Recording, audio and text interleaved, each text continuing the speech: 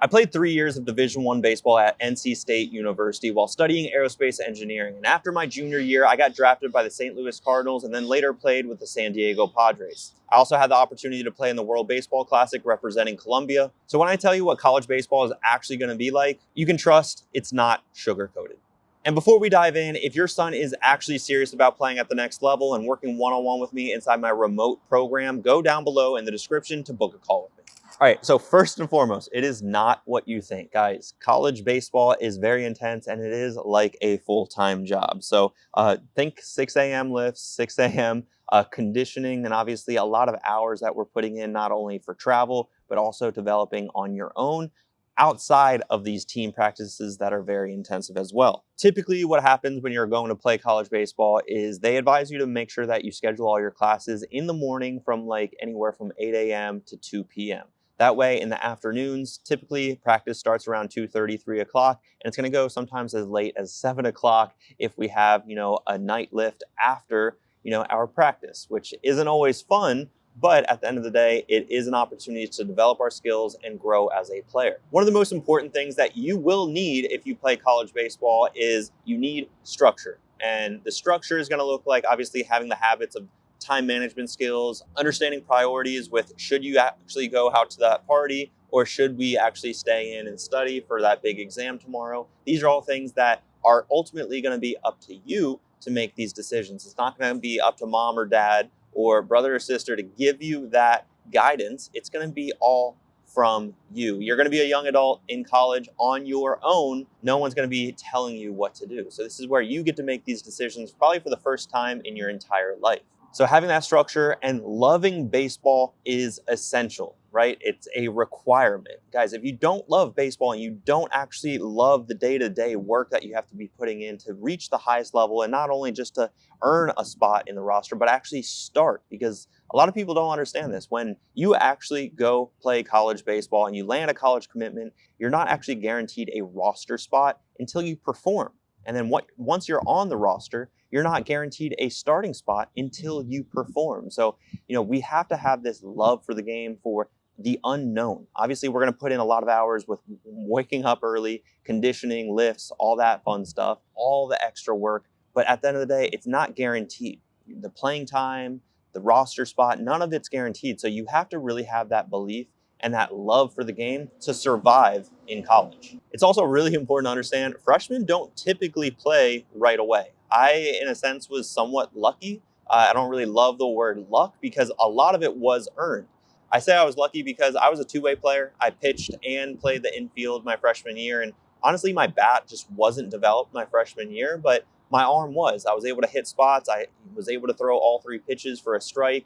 And I wasn't a huge velo guy, even though I was topping out at maybe like 87 to 89 miles an hour. So freshman year, I actually found myself as the Saturday starter at NC State University, which was pretty awesome. If you ask me, opening weekend, I pitched against Davidson, went 5 innings, got a win. My parents were in the stadium for Valentine's Day, which I remember like it was yesterday. But these are all stories, honestly, to tell you guys that it's not guaranteed, because the next outing that I had wasn't so great. I went 2/3 of an inning, and obviously that's not good. I gave up 6 earned runs against Coastal Carolina, and I never really pitched after that. I remember I had an outing where I got a couple of outs against Clemson, but outside of that, I did not perform well my freshman year. And beyond that, I really sat the bench for the rest of the year.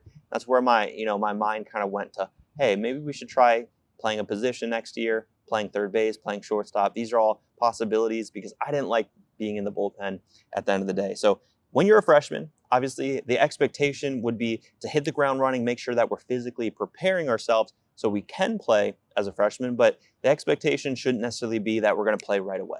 That also gives into the resources of making sure that you're planning as far as a school that you're picking.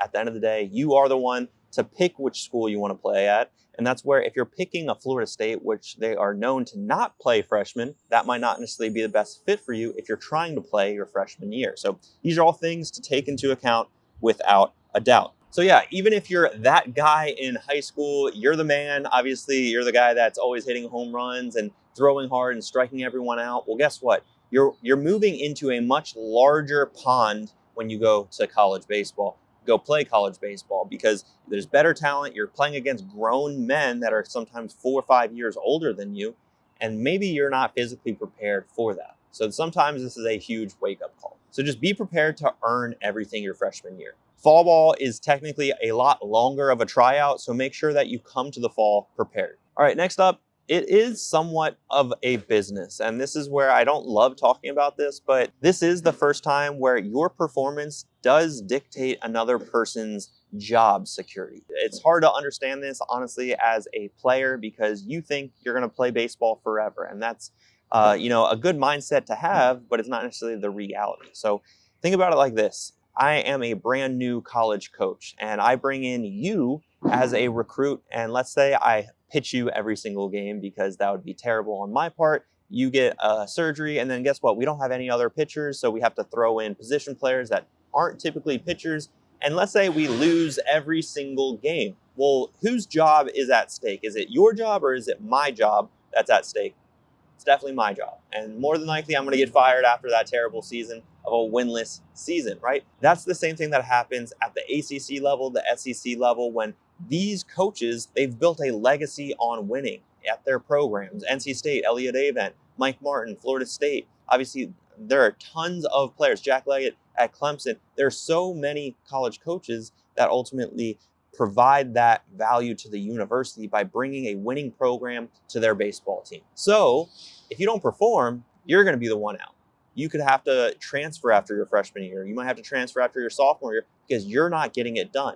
You don't fit the culture of the team. And this is where it can be a business because they are giving you an education in a sense, right? They are providing you an opportunity to develop your skills not only on the baseball field, but also grow in your personal life with the correct education to get you out of college into the real world.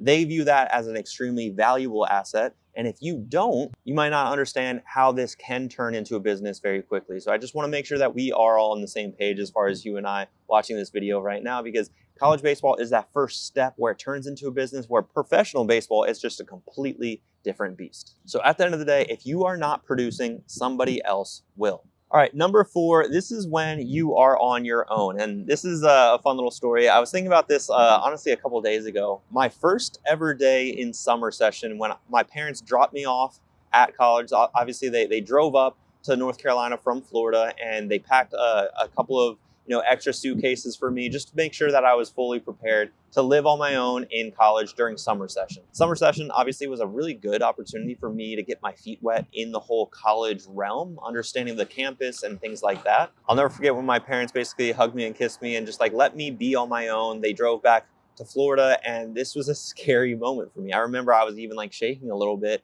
and I was definitely incredibly nervous, way more nervous than me stepping foot on a baseball field for the first time at the Division I level. But it was just a different type of nerve where I was honestly scared to grow up in a sense. This was a very eye-opening experience where I was like, wow, I am an adult now. I need to figure these things out on my own, and I need to get what I need to get done to be able to play at that next level, which again, is not only as a freshman starting on the team, but you really want to make sure that you make the team. So I always had that mindset of I need to get extra work in. So this is where, again, you're on your own. You create the priorities for yourself. If you want to create the priority of drinking and having fun with all the partying that goes on in college, which guess what? It happens. That's up to you. That is your decision, and you have to own that. But if you want to prioritize, taking care of your baseball skills, making sure that you're studying well so you stay eligible, that's a prioritization that you need to keep to make sure that you're growing and developing as not only a person, but also as a player.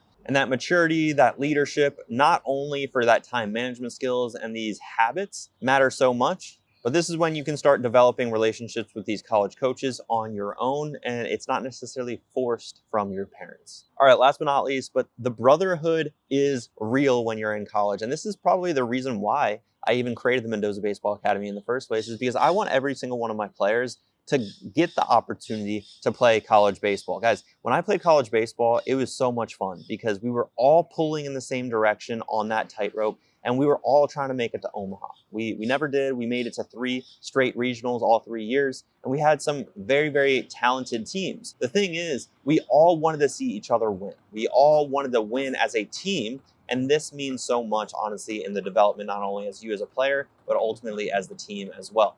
And through that grind, you are going to find your people, your friend group. And that friend group could, again, be influencing you into these negative habits of going out and partying and drinking and things like that. Or you can find that friend group who really prioritize getting better and playing at the next level. There's going to be tons of bus rides, obviously hotel rooms, a lot of travel, and a lot of time together. Your team is truly going to become a family. And some of these teammates you are going to remember for the rest of your life, guaranteed. So do you want your son to be ready for all of this? If so, go down below in the description to book a call with me. On that call, we'll build out a strategy together on what it would look like working one-on-one with me inside my remote program, inside the triple play. We can see if we're a good fit for each other, and then we'll talk about potential next steps. So if that interests you, go down below in the description to book that call with me, or you can watch this full video that details my entire academy in great detail.